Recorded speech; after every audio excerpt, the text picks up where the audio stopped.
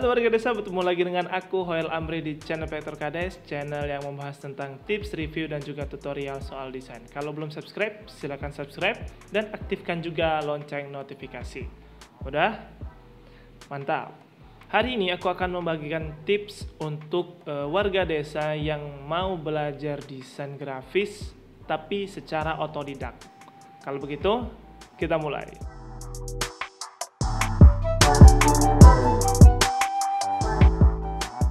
Jadi, otodidak ini menurut aku adalah suatu teknik belajar di mana ya belajar sendiri begitu ya. Semuanya kita yang mengerjakan, semuanya kita yang mencari sendiri, entah itu sumbernya, entah itu juga prakteknya juga kita sendiri begitu secara otodidak.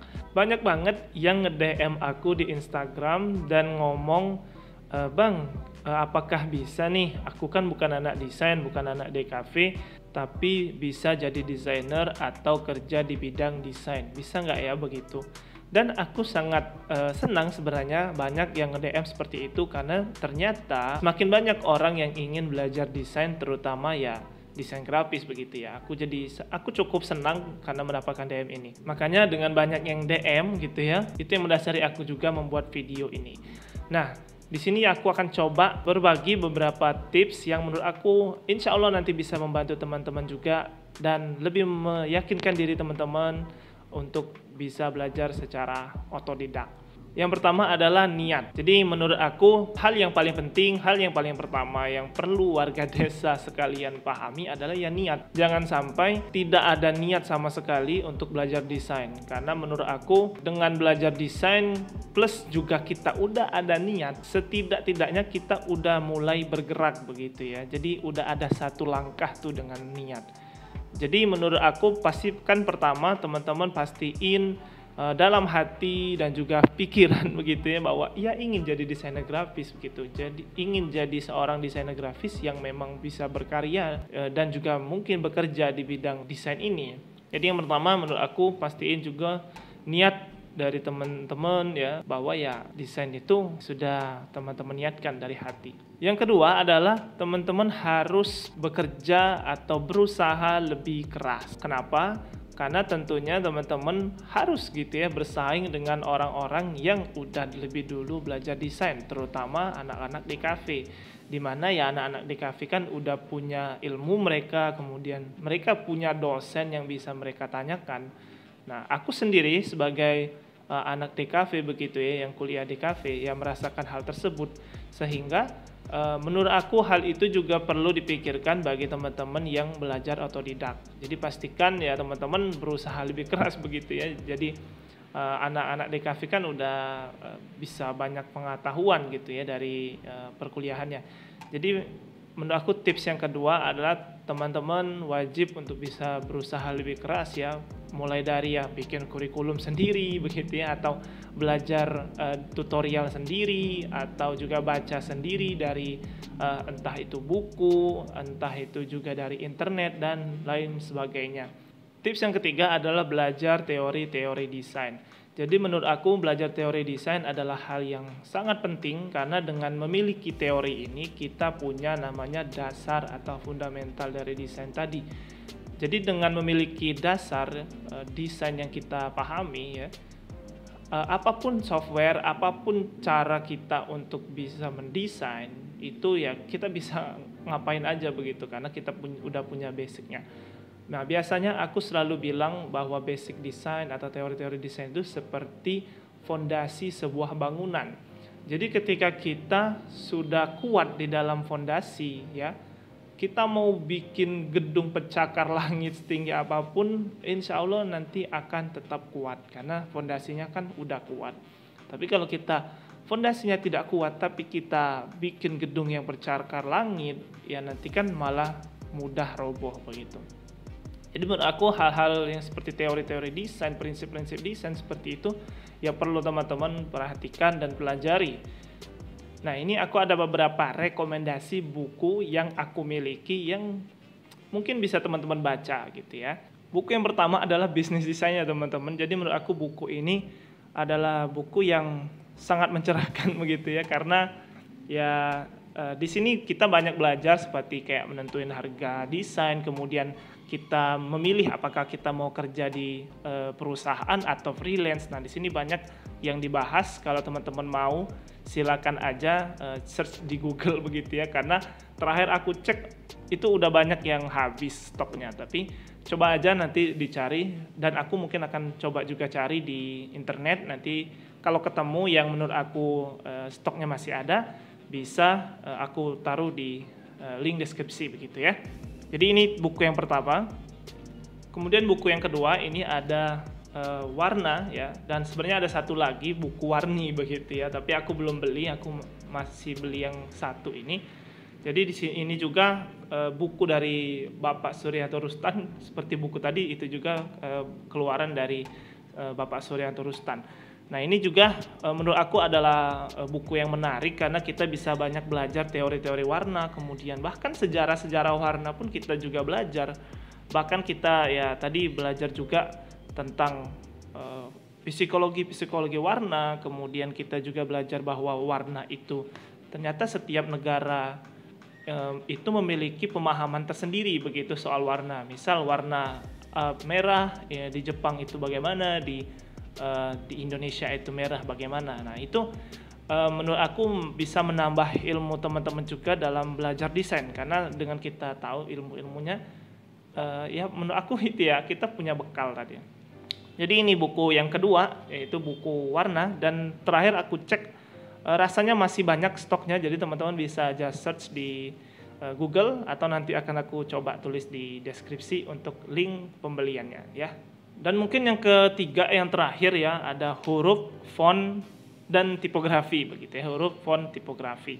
Jadi di sini kita akan belajar lebih dalam soal fonts, kemudian ya tadi sejarahnya, kemudian ya macam-macam lah intinya soal font, soal tipografi begitu. Kalau teman-teman ingin beli, silakan aja. Ini lagi-lagi dari Bapak Suryanto Rustan, aku cukup senang begitu dengan buku-buku Bapak Suryanto Rustan ini karena banyak sekali ilmu yang bisa didapat. Nah, ini bisa teman-teman cari juga di internet atau nanti akan aku coba tulis di deskripsi gitu. Dan ada satu lagi sebenarnya buku namanya Do Good Design, tapi memang Do Good Design ini sulit sekali untuk mendapatkannya, jadi aku nggak merekomendasikan. Tapi memang buku Do Good Design itu memang lebih kepada mindset begitu ya teman-teman, bukan ke teori-teori desain. Jadi memang belum aku rekomendasikan. Tapi kalau teman-teman juga mau mencari buku soal Do Good Design ini ya silakan cari. Tapi ya terakhir aku cek udah sold out, udah nggak ada lagi, terutama yang bahasa Indonesia. Tapi kalau teman-teman mau cari yang bahasa Inggris mungkin masih ada. Tips yang keempat adalah belajar software design. Nah, ini ngeling juga sama yang ketiga tadi, yaitu belajar teori. Jadi setelah teman-teman belajar teori, udah paham begitu ya, kayak cara nge-layout, kemudian juga teori-teori dasar-dasar desain. Menurut aku proses yang keempat adalah ya belajar software, karena ya seperti kita tahu bahwa sekarang udah digital semua kan. Jadi ya menurut aku penting untuk belajar software desain yang sederhana-sederhana aja dulu, yang kebanyakan udah orang pakai seperti Adobe Illustrator, Adobe Photoshop begitu. Nanti kalau udah mahir, udah paham begitu ya, mungkin nanti bisa move ke After Effects, ke Premiere Pro, atau ke software-software yang lain. Tips yang kelima adalah selalu mengembangkan diri. Jadi ya jangan minder begitu ya teman-teman dengan karya yang sekarang dimiliki. Karena menurut aku proses mengembangkan diri memang nggak bisa secara instan. Aku pun juga merasakan hal yang sama ketika aku masih kuliah dulu. Jadi ya yang aku pikirkan saat itu ya cuma berkarya aja, udah berkarya dan tunjukin bahwa aku bisa ini gitu.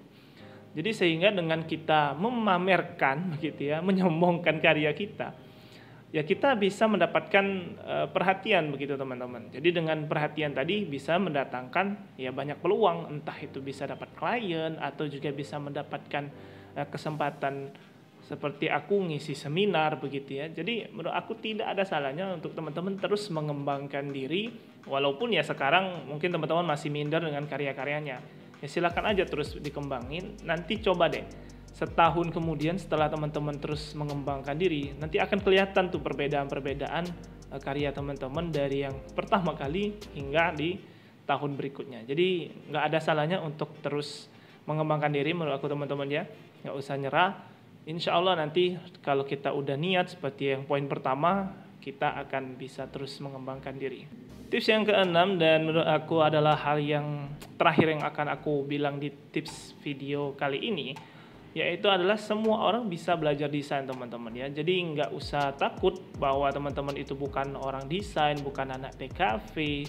Karena ya desain, aku sering bilang kepada setiap orang bahwa desain ini bisa dipelajari. Jadi ya nggak ada alasan sebenarnya menurut aku untuk tidak belajar desain begitu. Apalagi aku lihat di beberapa seminar yang aku isi gitu ya, itu banyak justru adalah jurusan-jurusan yang jauh dari desain begitu ya. Jadi menurut aku gimana ya, anak-anak yang bukan jurusan desain aja semangat sekali dalam belajar desain gitu. Apalagi teman-teman yang mungkin udah sedikit punya basic lah soal desain gitu ya. Jadi menurut aku tidak ada masalah begitu, setiap orang bisa jadi desainer gitu menurut aku. Dan aku juga sering bertemu dengan teman-teman itu yang memang bukan jurusan desain atau anak DKV. Tapi ya sekarang mereka bisa-bisa aja begitu jadi desainer dan karya-karyanya pun juga udah keren-keren banget kan.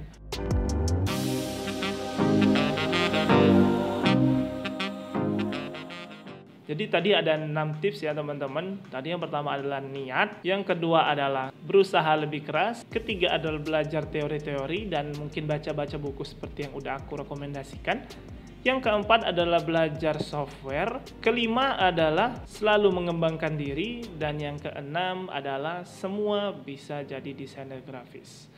Jadi begitu ya teman-teman, untuk video kali ini aku harap bisa bermanfaat juga kepada semua yang menonton video ini, dan aku sangat menunggu karya-karya dari kalian semua yang bisa juga tag aku di Instagram @vektorkades. Nanti akan aku coba like atau aku kasih feedback juga terkait karya teman-teman sekalian. Baiklah, mungkin segitu aja. Silakan subscribe dan aktifkan lonceng notifikasi karena kita akan banyak sekali membahas berbagai hal seperti tips, review dan juga tutorial soal desain. Dan silahkan kepo-kepoin video-video aku yang lain karena di sana udah banyak sekali tips yang udah aku share yang mungkin insya Allah bisa bermanfaat buat teman-teman sekalian. Dan jangan lupa untuk share biar teman-teman yang lain bisa lebih semangat lagi untuk belajar desain. Baiklah, mungkin segitu aja. Aku ucapkan terima kasih dan sampai jumpa.